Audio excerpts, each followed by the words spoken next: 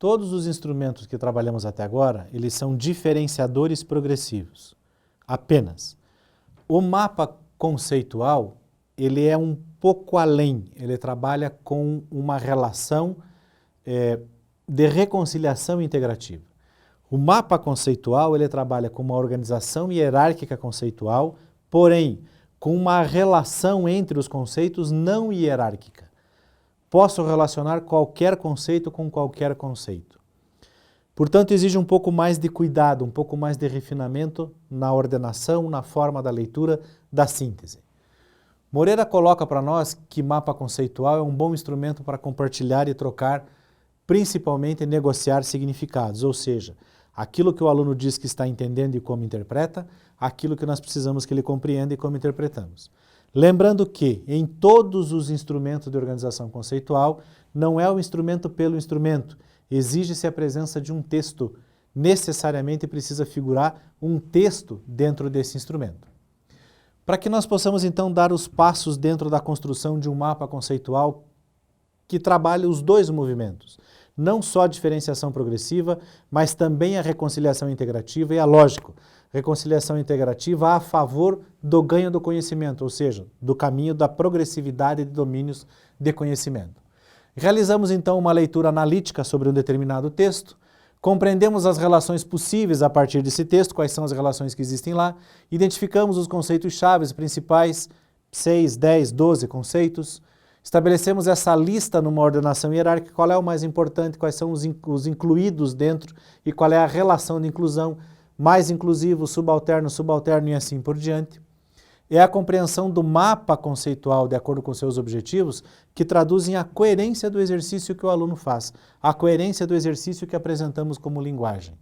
Observar que cada um dos conceitos chaves listados tem relações e essas relações precisam estar explicitadas no texto ou, a depender do conhecimento da área, podemos extrapolar um pouco essa razão desta condição do texto. Estabelecer conexões entre esses conceitos, entre eles através de linhas, quando necessário até podemos utilizar setas indicativas da relação, ou seja, da direção da leitura. Sobre essas setas indicadas por palavras-chave, o referente para a leitura, o chamado conector, o que liga um conceito ao outro e me dá a sequência à noção da leitura. Conectores têm que explicar essas relações entre os conceitos. Eles permitem a formulação de frases, permitem a formulação de interpretações entre um conceito e outro. Posso utilizar exemplos, desenhos, fórmulas no mapa conceitual, desde que sejam as terminações das suas explicações. A organização de um mapa conceitual é bidimensional, é hierárquica, portanto exige uma simetria, para que nós possamos enxergá-lo. E um mapa conceitual é idiosincrático e dinâmico. Ele é o que eu sei da teoria nesse momento. Faço uma nova leitura, compreendo uma nova teoria, faço uma nova relação, então, a partir do conceito ou do texto, do tema que estou discutindo, os conceitos que são envolvidos dentro dele. Vamos ver, então, um esquema conceitual, de mapa conceitual, que explica o que é um mapa conceitual. O mapa conceitual surge das ideias a partir da aprendizagem significativa, a teoria de Ausubel, integração de pensamentos, sentimentos e ações a partir de Novak e uma negociação de significados a partir de Goin, autores que nós falamos ao longo do curso. O que os mapas conceituais são? Representações bidimensionais. Entre quais dimensões? Uma organização hierárquica de conceitos e uma relação conceitual não hierarquizada, ou seja, posso relacionar qualquer conceito com qualquer conceito. Dentro dessas relações, em que eu posso relacioná-los quaisquer conceitos com quaisquer outros, nós temos dois movimentos, diferenciação progressiva, reconciliação integrativa, ou seja, avançamos ou retrocedemos para então avançar. Esses movimentos de diferenciação e reconciliação entre organizações conceituais e relações não hierárquicas, eu tenho movimentos de superordenação, conceitos superordenados, conceitos subordinados. O que são os superordenados? São aqueles mais inclusivos, mas menos específicos. O que são os subordinados? São os mais específicos, mas os menos inclusivos. O que eu posso estudar com essas relações? O ensino, a aprendizagem, a avaliação do ensino, planejamento de aulas, de currículo, enfim. Posso estabelecer uma série de relações a partir do que se chama mapa conceitual. Volto a falar. Ele é diferente a interpretação, a exigência da leitura de todas as outras relações. Mapas conceituais trabalham com diferenciadores progressivos e com reconciliações integrativas, ou seja, há um movimento conceitual a mais. A função da reconciliação integrativa é permitir retomadas de ideias para eu ter novos avanços conceituais. Em síntese, ele é progressivo, mas ele permite a reconciliação dentro dos conceitos que trabalha. Como montamos o mapa? Precisamos lembrar que numa razão vertical ele é um diferenciador progressivo, conceito geral e inclusivo, conceito subordinado intermediário, conceito subordinado específico. Entre cada um desses níveis, as linhas que os ligam e o conectivo, as pequenas frases, palavras que nós usamos para ligar um conceito ao outro. Quando progredimos, diferenciação progressiva. Quando precisamos retomar ideia para então progredir de novo, isso chama-se reconciliação integrativa. Então, no mapa conceitual, nós temos uma disposição vertical diferenciadora, horizontal que pode ser diferenciadora, porém ela me dá uma ordem hierárquica dos conceitos, os conectivos que ligam entre os conceitos e as retomadas de ideias que permitem um avanço do conceito. Lembrando, todo esquema exige um texto que o explique. O esquema por si só não subsiste. Um exemplo aqui, então, de um mapa conceitual sobre reprodução, com gametas e sem gametas. A partir de células reprodutivas originadas por meiose, a partir sem gametas de células somáticas originadas por mitose. Essa condição da reprodução é que determina ciclos de vida. Os ciclos de vida é o que tem por continuidade a partir dos processos de reprodução. Então, nós reconciliamos a ideia, nós retomamos a primeira perspectiva. Um outro exemplo de mapa conceitual sobre conceitos básicos sobre sistemática. Conceitos básicos de sistemática dá-se a partir das características. Essas características entre semelhanças e diferenças, ideias complementares. Essas ideias complementares é que me indicam que são características. Como que elas podem ser classificadas? Que tipo elas têm? Proximais, essenciais, diferenciais. O que são as proximais? Determinam as essenciais. As diferenciais determinam as essenciais. A proximal determina a semelhança. A diferencial refere-se às diferenças.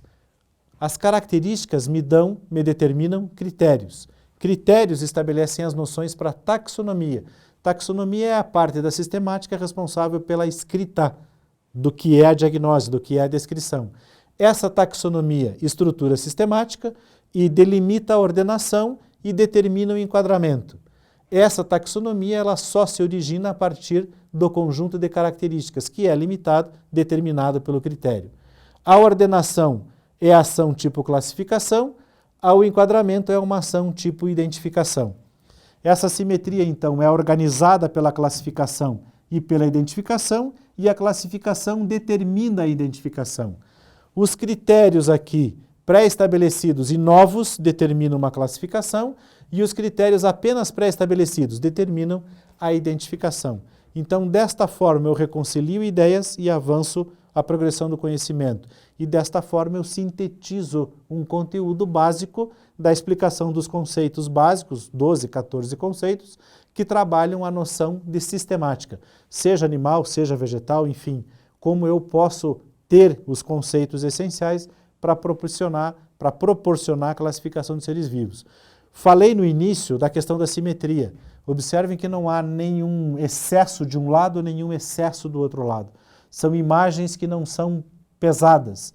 Há uma mesma quantidade ou próxima quantidade de palavras de um lado, há uma proximidade de quantitativo de palavras do outro lado. Outra questão, os conceitos não se repetem. O que está escrito aqui em preto, os conceitos não se repetem. Usei uma vez a palavra essencial, uma única vez a palavra taxonomia, uma única vez a palavra identificação. Todas as relações sobre essa única vez que eu a utilizo seguem nela, para ela, ou saem dela. Essa palavra, ela está aqui como símbolo de um conceito. Essas relações aqui entre os conceitos são os conectivos. Os conectivos são aqueles que me dão o sentido da frase. Características proximais, determinantes das essenciais. Características diferenciais também são determinantes das essenciais. As características essenciais são as que determinam os critérios. Critérios são os que estruturam a taxonomia. A taxonomia é delimitada e delimita as características, ou seja, ela escreve os limites entre essas noções de classificação. E assim por diante. Como é que eu escrevo o texto? Eu escrevo o texto de acordo com a forma em que eu explico o mapa, da forma em que eu mostro o mapa conceitual. Esse é o texto que deve acompanhar o esquema. Para nós termos uma ideia de mapa conceitual sobre mapa mental, essa variação do mapa mental que eu mostrei, que eu expliquei, que não é o mesmo mapa mental compreendido por uma linha da educação, ou seja, mapa mental em educação é algo muito mais aberto, muito mais livre. Nós podemos ligar qualquer coisa com qualquer coisa sem necessariamente nenhuma hierarquia.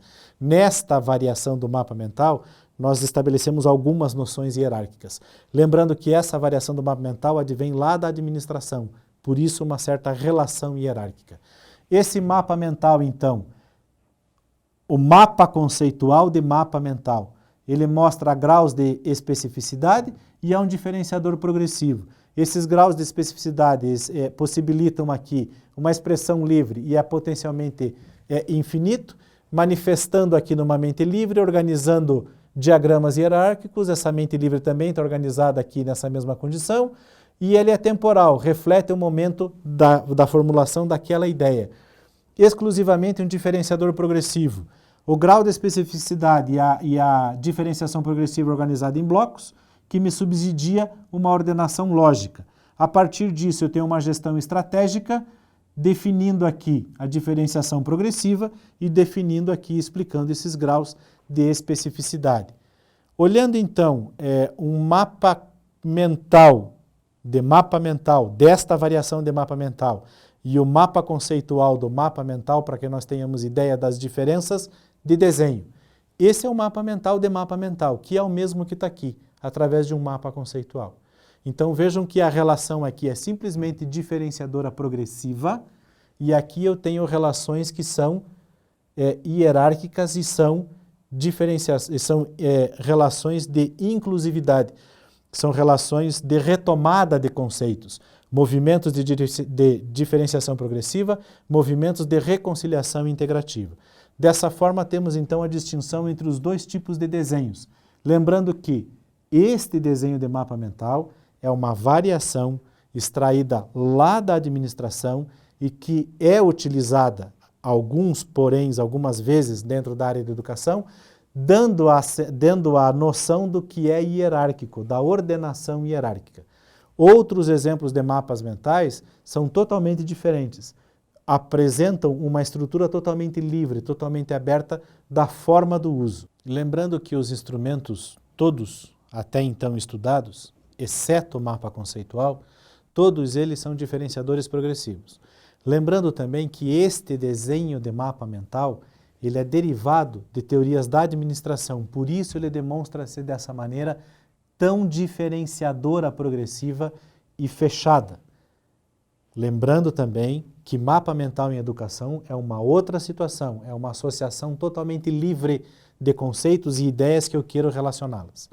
O mapa conceitual, sobre o mesmo tema, mapa mental e mapa mental, vejam por favor que o desenho é totalmente outro. Ele não é só diferenciador progressivo, eu tenho movimentos de reconciliação integrativa, eu tenho movimentos de retomadas de ideia, eu tenho movimentos de retomadas para avanços. Então, no mapa conceitual, além dos conectivos, eu tenho progressividade de conhecimento, mas a liberdade de relações inclusivas anteriores, ou seja, retomadas de ideias, reconciliações integrativas para então avanços progressivos. Neste tipo de estrutura de mapa mental, que é uma derivação da administração, ele é apenas diferenciador progressivo. Fechando todo o raciocínio para que nós entendamos então o que é o mapa mental na área da educação, ele é definido desta forma. Ele é uma estrutura totalmente livre, totalmente aberta de associação de conceitos. Aqui Moreira coloca um possível mapa mental a partir do conceito do eletromagnetismo, que é o conceito central. Então, o que o aluno faz, o que o idealizador, quem confeccionou esse mapa mental faz? Ele relaciona todas as questões que estão dentro da ideia da relação do campo eletromagnético. Por exemplo, as equações de Marvel, fótons, a onda eletromagnética, o mapa conceitual que ele vai usar para trabalhar isso, vai ser numa aula de física, que tipo de professor vai envolver, aonde que eu posso estar, em colégio, na aula de matemática, estatística, autores, Novak, Goen, Ausubel, enfim, todas as questões que se associam dentro dessa perspectiva. Esta visão de mapa mental é o que se usa em educação. Ela é totalmente livre, aberta, associa qualquer conceito de uma maneira não hierárquica, não diferenciadora, dentro de uma ideia central. Esta forma de mostrar o que se chama mapa mental é uma variação derivada lá da administração. Ela é essencialmente diferenciadora progressiva. Mapa conceitual trabalha diferenciação progressiva e reconciliação integrativa, além dos conectivos que fazem as ligações, me possibilitam formulações de frases entre dois conceitos.